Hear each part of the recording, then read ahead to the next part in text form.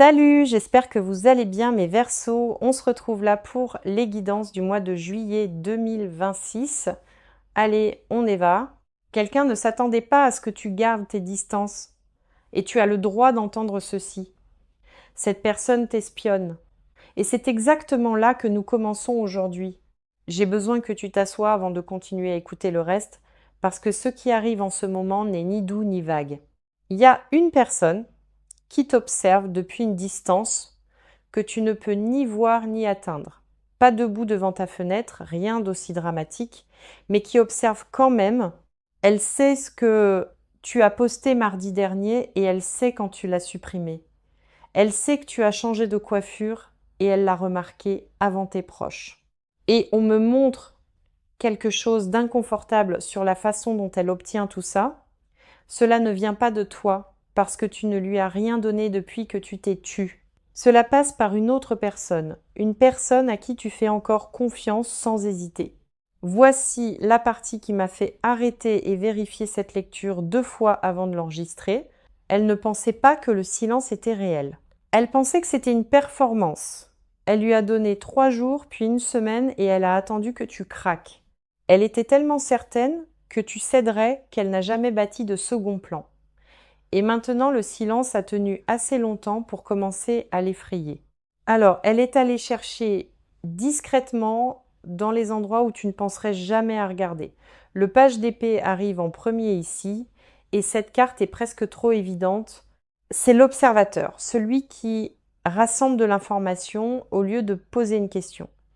C'est une personne qui collecte des morceaux de ta vie sans jamais te parler. Des captures d'écran sauvegardées, des stories regardées depuis un second compte, des questions posées en passant, toujours présentées comme de l'inquiétude, jamais présentées pour ce qu'elles sont réellement en dessous. Et en dessous, la lune me montre pourquoi rien de tout ceci ne t'a semblé net. Tu as depuis des semaines le sentiment que quelque chose cloche au sujet de ta vie privée, une impression que tes affaires voyagent plus loin que les gens à qui tu les as confiées. Tu l'as balayé parce que l'autre possibilité te faisait te sentir paranoïaque et petit. J'ai besoin que tu m'entendes clairement là-dessus. Tu n'étais pas du tout paranoïaque, le sentiment dans ton ventre faisait son travail et tu t'en es dissuadé. Voici la boucle qui tourne à l'arrière de ta tête depuis des semaines. Tu rejoues sans cesse une conversation en te demandant comment elle a su ce détail précis. Tu ne le lui as jamais dit et pourtant il t'est revenu à travers la pièce.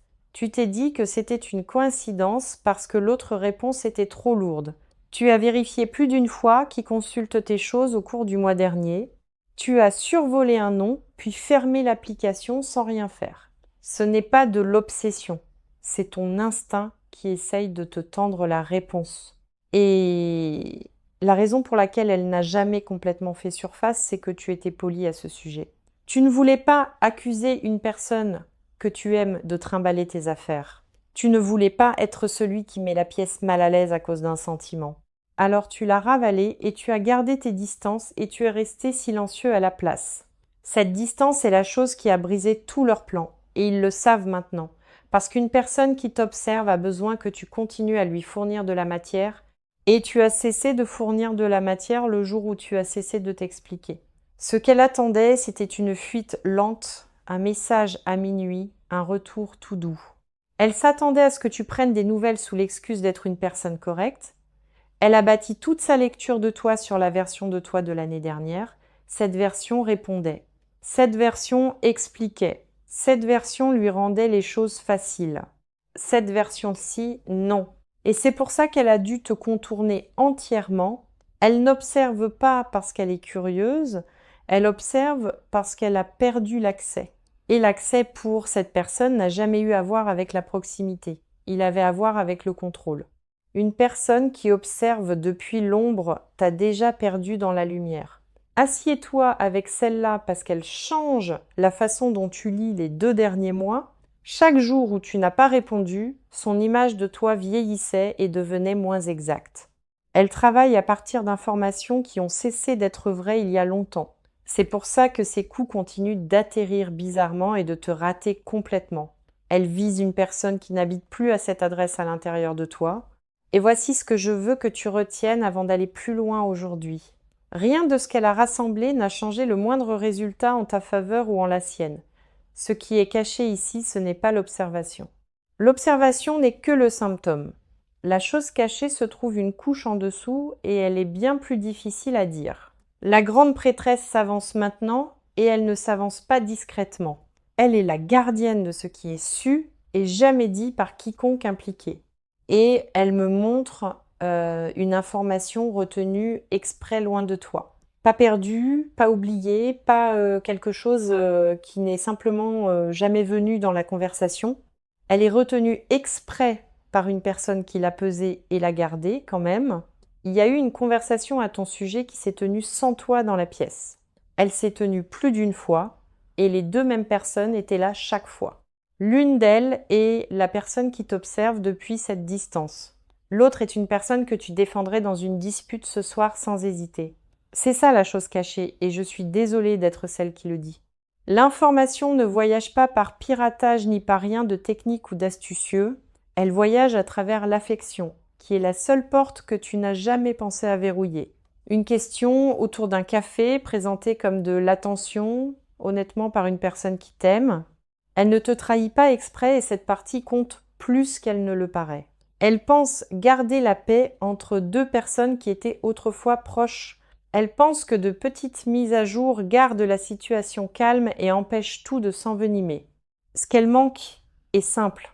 Chaque mise à jour remplit à nouveau un réservoir qui aurait dû s'assécher. Puis, le 6 de coupe se retourne et cette lecture devient plus triste que prévu. Cette carte est la mémoire. Le passé tenu dans la main comme une vieille photographie. Et cette personne n'observe pas ton présent. Elle guette le passé. Elle scrute ta vie à la recherche de la preuve que l'ancienne version est encore là, dedans. Un endroit où tu es retourné, une chanson, une phrase que tu avais l'habitude de lui dire. N'importe quoi qui lui permette de soutenir que l'histoire n'est pas finie, seulement en pause pour l'instant. C'est ça qu'elle collecte réellement. Et c'est pour ça que rien ne la satisfait. Tu pourrais ne rien poster pendant une année entière et elle trouverait quand même un moyen d'entrer parce que la recherche n'est pas à ton sujet. Elle est au sujet de ce qu'elle refuse d'enterrer. Et voici ce qui se trouve sous tout ça, la partie que personne n'a dite à voix haute. Cette personne sait que la distance n'est pas temporaire et elle le sait depuis un moment. Elle le savait avant toi, si je suis honnête sur ce qui passe ici. Il y a eu un moment où quelque chose en elle a enregistré que c'était réellement fini. Elle l'a senti atterrir, puis elle s'est mise directement au travail pour couvrir ce sentiment. L'observation a commencé juste à ce moment-là et le timing n'est pas une coïncidence. La surveillance est ce que les gens font quand ils ne peuvent pas tenir une vérité dans leurs mains. Le 3 d'épée est la dernière carte ici et elle atterrit là où je m'y attendais. C'est le moment de la rupture. Nette et tranchante et impossible à ne pas ressentir. Mais remarque quelque chose. Cette carte n'est pas dans ta position, dans le tirage, elle est dans la sienne, ce qui change tout le sens de cette section. La blessure n'est pas celle que tu portes en silence depuis les derniers mois. C'est celle qu'elle cache à toi et à tout le monde autour d'elle. Elle n'a dit à personne combien ton silence lui a réellement pris. Elle a une version de l'histoire où elle va bien et où le problème c'est toi. Cette version se joue chaque jour et elle est épuisante à maintenir debout en public parce que le mensonge doit être maintenu ou l'observation devient indéfendable.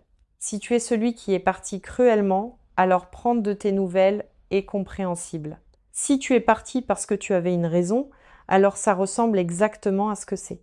Alors l'histoire doit rester pointée sur toi ou toute la structure s'effondre. C'est pour ça que tu as entendu ton nom dans des pièces où tu n'étais jamais invité. C'est pour ça que le récit de ce qui s'est passé te revient sans cesse déformé. Ce n'est pas du commérage pour se divertir. C'est du travail d'entretien sur une histoire qui s'effondre. Et le travail d'entretien coûte cher. C'est pour ça qu'elle a commencé à avoir l'air fatiguée. Garder un secret de cette forme t'oblige à mentir dans deux directions à la fois. Tu mens sur ce que tu ressens et tu mens sur ce que tu as fait. Et la personne qui te fournit ces mises à jour commence à en sentir le poids. Il y a un malaise qui monte chez la personne du milieu et il monte plus vite maintenant. Elle n'a pas signé pour être un canal. Elle pensait être gentille. Laisse-moi te dire exactement qui se tient à l'intérieur de ceci. Parce qu'ils sont trois. Pas une foule, pas une conspiration, juste 3 personnes avec 3 motivations très différentes. Le diable arrive en premier et cette carte appartient à celle qui observe. Comprends ce que cette carte signifie avant que ton esprit ne court au pire endroit possible. C'est pas le mal et c'est pas un avertissement que tu es en danger. C'est la compulsion, la boucle dans laquelle une personne entre quand elle ne peut pas s'arrêter, c'est une habitude qui a commencé comme de la curiosité et est devenue quelque chose qu'elle planifie. Il y a un moment de la nuit où elle vérifie et c'est toujours le même. Elle s'est dit 2 fois ce mois-ci qu'elle en avait fini et les 2 fois elle était de retour dans la même routine en environ 4 jours. Le diable, ce sont des chaînes. Mais regarde de près à quel point les chaînes sont lâches. Elle pourrait en sortir à n'importe quelle heure et elle choisit quand même de ne pas le faire. C'est le vrai poids de cette carte, le fait de choisir encore et encore. C'est une personne qui paraît confiante aux yeux de tous ceux qui ne la connaissent pas. Posée dans un groupe, prompte à la blague. Celle que les gens décrivent comme facile. Mais il y a une version privée que personne dans sa vie n'a jamais rencontrée. Cette version-là veille tard et fait la chose que la version publique nie. Elle n'a jamais dit à voix haute ce qu'elle fait de ses fins de soirée. Et l'écart entre ces 2 versions s'élargit plus vite qu'elle ne peut le gérer. La deuxième personne dans ceci est celle qui porte l'information sans vouloir de mal. On me la montre sans cesse en pleine phrase, coincée entre 2 loyautés à une même table. Elle t'aime et je veux que ce soit dit clairement avant toute autre chose, mais elle déteste aussi le conflit et elle échangera la vérité contre le calme à chaque fois. Quand on l'interroge à ton sujet, elle répond parce que refuser créerait une scène, et après, elle se sent bizarre à ce sujet et elle n'examine jamais pourquoi. Cette personne n'est pas ton ennemi. Elle est juste structurellement incapable de dire non, ce qui fait d'elle la personne la plus utile de la pièce pour la mauvaise personne. Puis la reine de bâton entre dans cette lecture et elle ne frappe pas d'abord à la porte.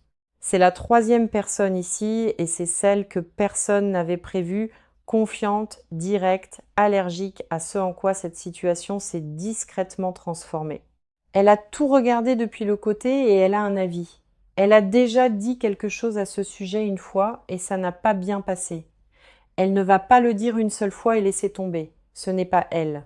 C'est une personne qui nomme les choses dans une pièce où tout le monde y va par sous-entendu. Et cette qualité, qui la rend épuisante pour certains, est la chose utile ici. Elle va être la raison pour laquelle ceci s'arrête et elle ne le sait pas encore. Le 5 de bâton atterrit en dernier et il explique le bruit autour de tout ceci. Ces 3-là ne travaillent pas ensemble et n'ont jamais été sur la même longueur d'onde. Il y a entre ces 3-là une friction qui n'a rien à voir avec toi. L'observatrice veut les mises à jour et en veut de devoir dépendre d'une autre personne pour les obtenir. La personne du milieu veut la paix et est fatiguée d'être celle qui la garde. Et la 3e veut que ce soit nommé à voix haute et ne se laissera pas dissuader. 3 personnes, 3 motivations et une seule d'entre elles protège réellement quelqu'un. C'est pas du tout une chose organisée. Et je veux qu'on t'enlève cette peur. Personne ne se coordonne contre toi et personne ne s'est assis pour dresser un plan. C'est plus désordonné que ça et les choses désordonnées s'effondrent plus vite que les choses planifiées. Un plan peut être maintenu parce qu'un plan a une seule personne qui en tient la forme. Ceci a 3 personnes qui tirent dans 3 directions et la corde s'effiloche déjà. Et voici le détail qui va atterrir quand tu l'entendras, alors assieds-toi avec. 2 de ces 3 personnes ont été dans la même pièce que toi récemment, dans les dernières semaines, dans un cadre ordinaire, sans que rien ne soit jamais dit à voix haute. Tu as senti quelque chose dans cette pièce et tu n'as pas pu placer d'où ça venait. Tu es rentré et tu l'as rejoué. Et tu as décidé que tu en lisais trop. Tu n'en lisais pas trop. Tu lisais cette pièce correctement. Celle que tu soupçonnerais en premier n'est pas celle qui porte ceci le plus loin. La discrète fait plus de dégâts que la bruyante sans en avoir l'intention. Et la bruyante, la reine, est la seule qui dise la vérité ici. C'est la forme de ceci. 3 personnes et pas une seule à l'aise. Maintenant, j'ai besoin de te dire ce que ceci devient si tu le laisses là où il est. Pas pour t'effrayer, mais parce que tu mérites de voir la route avant de la parcourir. L'observation n'est qu'une étape et les étapes ne tiennent pas. Elles passent à la suivante. Personne n'observe éternellement parce que l'observation cesse de fonctionner au moment où elle cesse de satisfaire. Et elle a déjà cessé de satisfaire, c'est pour ça que les vérifications sont devenues plus fréquentes. Ce qui vient après l'observation, c'est le contact. Et le contact arrive déguisé en quelque chose d'innocent. Un message d'anniversaire, des condoléances, un lien qui, selon elle, lui a juste fait penser à toi, quelque chose avec une excuse intégrée, pour que refuser de répondre te fasse paraître froid. C'est l'étape suivante, et elle est plus proche que les dernières semaines ne le suggèrent. Si rien ne change, ce message arrive et il arrive un jour où tu es fatigué. Elle ne choisira pas un jour fort pour toi parce qu'elle ne le saura pas. Elle choisira un jour pratique pour elle et c'est là que se trouve le danger. La tour se tient au milieu de cette partie et elle n'est pas subtile. Cette carte est le moment où la structure s'effondre et elle s'effondre toujours. La seule question que la tour pose jamais, c'est de savoir si elle tombe à tes conditions. Si tu nommes ceci, la chute se produit au grand jour et tu décides du moment. Si tu le laisses, la chute se produit quand même, mais elle se produit dans une conversation de groupe. Elle se produit à un rassemblement devant des gens à la pire heure possible, parce que les secrets aussi encombrés ne se terminent pas en privé, ils se terminent à l'intérieur d'une pièce, et la personne qui n'a pas parlé la première est toujours celle qui a l'air la pire. C'est la partie que j'ai besoin que tu entendes vraiment avant que cette section ne se termine. Le silence t'a protégé pendant des mois et il va bientôt cesser de te protéger. Le 8 de coupe suit et c'est là que le coup de tout ça devient personnel. Cette carte est le fait de s'éloigner, le dos tourné à quelque chose qui a compté autrefois. Et dans cette position, c'est pas toi qui pars, ce qui rend ça douloureux. C'est la personne du milieu, celle qui t'aime et qui continue de répondre aux questions. Si ceci reste sans nom, cette relation s'amincit. Et elle s'amincit sans bagarre. Pas une explosion, pas une confrontation, juste moins d'appels et des réponses bien plus courtes. Tu ne pourras pas pointer le jour où ça a changé. Et c'est pire, dans un an, tu la qualifieras de personne dont tu étais autrefois proche. Et la raison en sera une conversation que ni l'un ni l'autre ne vous êtes jamais autorisé à avoir. C'est la vraie facture de ceci et elle ne vient pas de ton ennemi. Puis, le 4 d'épée, et celle-ci concerne ce que ça te coûte à l'intérieur. Cette carte est le repos, et dans ce tirage, elle me montre le repos qui disparaît. Pas ce soir et pas cette semaine, mais lentement, sur les prochains mois. Tu commences à éditer ta propre vie et tu ne remarques pas que tu le fais. Tu postes moins, puis tu postes prudemment, puis tu cesses complètement de poster. Tu quittes un endroit tôt parce qu'une voiture garée dehors t'a semblé familière. Tu cesses de dire des choses à la personne du milieu, puis tu cesses de le dire à quiconque. C'est ça le vrai dégât ici. Pas ce qu'elle voit, mais ce que tu cesses de faire. Une personne qui t'observe ne peut pas prendre ta vie, mais elle peut te faire la rétrécir. Et une vie rétrécie est très difficile à faire repousser une fois que l'habitude s'installe. Il y a aussi la troisième, et elle n'attend pas poliment la permission. Si tu restes silencieux, elle parle, et elle parle sans tout savoir. Elle le dira dans une pièce où ça atterrit d'abord sur la mauvaise personne, et ensuite l'histoire échappe aux mains de tout le monde, y compris les tiennes, définitivement. Tu perds la capacité de cadrer ta propre situation, et cette perte est réelle. En ce moment, tu la détiens encore, et c'est une fenêtre, pas un état permanent. Laisse-moi être clair sur le calendrier parce que le flou serait ici un mauvais service. Ceci ne reste pas immobile 3 mois de plus et ça ne va pas se taire. Il y a un rassemblement ou une occasion à venir où deux d'entre eux sont présents. C'est le point de pression et c'est là qu'une chose non nommée se fait nommer mal. Je ne te dis pas ça pour te rendre anxieux au sujet d'une date sur un calendrier. Je te le dis parce que une chose que tu vois venir est une chose que tu peux affronter. Ce que tu ne peux pas faire, c'est attendre qu'elle se résolve d'elle-même parce qu'elle ne le fera pas. Personne dans ceci ne va s'arrêter tout seul. Et j'ai vérifié ça 2 fois. Celle qui observe ne s'arrête pas, parce que s'arrêter signifie affronter la perte. Celle qui parle ne s'arrête pas, parce que s'arrêter signifie déclencher un conflit. Alors, voici ce que tu fais, et je veux être précise plutôt que poétique. Il y a une seule conversation à avoir, et ce n'est pas avec la personne qui t'observe. c'est avec la personne du milieu et elle doit avoir lieu avant la fin de ce mois. Pas une accusation, pas une confrontation et pas une liste de tout ce que tu sais. Une phrase dite calmement en privé, sans public et sans téléphone, qui enregistre. Tu lui dis que tu sais qu'on l'interroge à ton sujet et que tu comprends pourquoi. Tu lui dis que tu n'es pas en colère et que tu sais qu'elle n'a voulu aucun mal. Et puis tu lui demandes clairement d'arrêter de répondre à partir de ce même jour. C'est toute la conversation et elle prendra moins de 4 minutes. Elle sera soulagée et ça te surprendra plus que toute autre chose ici. Elle attendait la permission d'arrêter et personne ne la lui avait offerte. Toi qui la lui donnes est le seul geste qui met fin à ceci tranquillement. Maintenant, voici ce que tu ne fais pas. Et cette partie compte tout autant. Tu ne contactes pas celle qui observe, ni pour l'avertir, ni pour y mettre fin. Tout contact de ta part est du carburant. Et peu importe ce que dit le message, un message en colère et un message gentil font exactement le même travail pour elle. Les deux prouvent que tu pensais à elle et c'est tout ce qu'elle cherchait. Tu ne postes pas ce sujet non plus. Pas vaguement, pas astucieusement, pas en blague. Un post vague est un message avec des étapes en plus et elle le lira correctement. Le silence a été ta position la plus forte et il n'y a aucune raison de les changer maintenant. Resserre les choses ordinaires et fais-le sans en faire tout un projet. Change qui peut voir quoi, tranquillement, au cours d'une soirée, sans rien annoncer. Ne le fais pas tout en une nuit, parce qu'un verrouillage soudain est en soi une information. Fais-le par morceaux sur une semaine pour que personne ne puisse pointer le jour où tu as remarqué. Ce n'est pas de la paranoïa. C'est juste fermer une fenêtre que tu as laissée ouverte trop longtemps.